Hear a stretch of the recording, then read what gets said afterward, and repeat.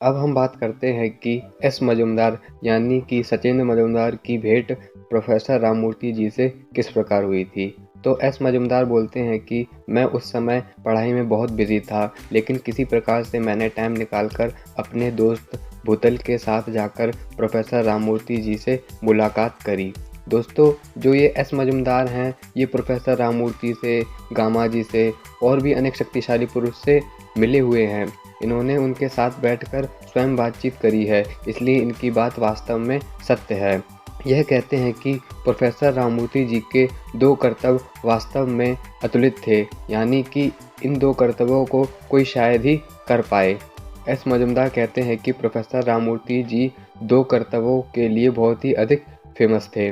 पहला, वह अपनी दोनों भुजाओं से गाड़ी को रोकते थे, जिस प्रकार से आप इस फोटो में भी देख सकते हो। इसके अलावा दोस्तों, प्रोफेसर राममूर्ति जी का एक बल प्रदर्शन और भी था, जिसके बारे में आपने शायद ही कभी सुना हो। दोस्तों, मैंने यह पुस्तक पढ़ी, मुझे इस बल प्रदर्शन के बारे में पहले कभी नहीं पता था, लेकिन प्रोफेसर राममूर्ति जी के एक और बल प्रदर्शन के बारे में इस पुस्तक में बताया गया है।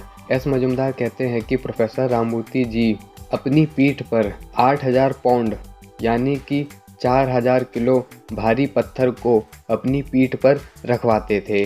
तो दोस्तों, आप सोच सकते हो कि प्रोफेसर राममूर्ति जी किस प्रकार के बलशाली प्रदर्शन को करने का प्रयास कर रहे हैं। आप सोचिए जरा कि एक व्यक्ति अपनी पीठ पर 8000 किलो भारी पत्थर को किस प्रकार से रखवाता होगा और किस प्रकार से उसको बैलेंस करता होगा।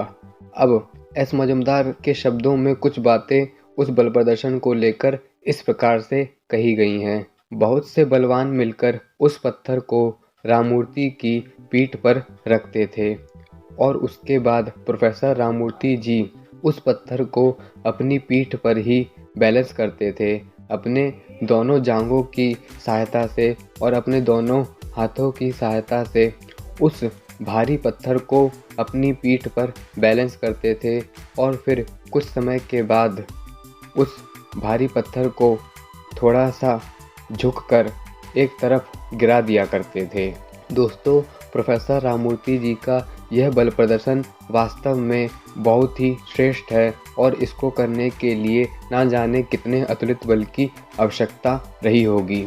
आगे एस मजुमदार कहते हैं कि इस कार्य को करने के लिए जितनी ऊर्जा और मानसिक गति की आवश्यकता होती है, उसे शब्दों में व्यक्त नहीं किया जा सकता है। बहुत से लोग अपने सीने में हाथी रखते हैं और रखेंगे, लेकिन इस अमानवीय शक्ति की पहचान कोई इंसान देगा या नहीं, इसमें संदेह है। अर्थात एस मजुमदार कहते हैं कि छाती पर हाथी को रखना कोई बड़ी बात नहीं है।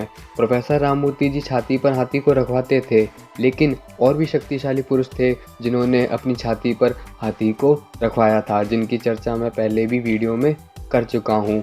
लेकिन अपनी पीठ पर इतने भारी पत्थर को रखना यह वास्तव में बहुत ही कठिन है, क्योंकि इस प्रकार के बल प्रदर्शन को करने के लिए अतुलित बल की आवश्यकता पड़ती है, साथ में मानसिक शक्ति की भी आवश्यकता पड़ती है और साथ में सहन शक्ति की भी आवश्यकता पड़ती है।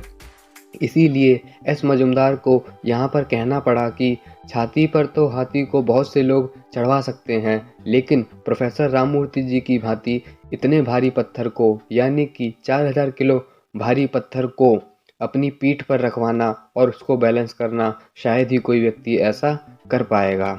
आगे यहाँ पर इस पुस्तक में लिखा हुआ है कि राममूर्ति जी का नाम हमेशा अमर रहेगा। इंग्लैंड में भी आर्थर सैक्सन प्रोफेसर राममूर्ति जी के इस कारनामे को देखकर दंग रह गए थे। दोस्तों, इस वीडियो को यही समाप्त करते हैं। आगे प्रोफेसर राममूर्ति जी के बल प्रदर्शन को देखने के लिए एस मजुमदार किस प्रकार से प्रोफेसर राममूर्ति जी से मिले, उसकी चर्चा हम करेंगे।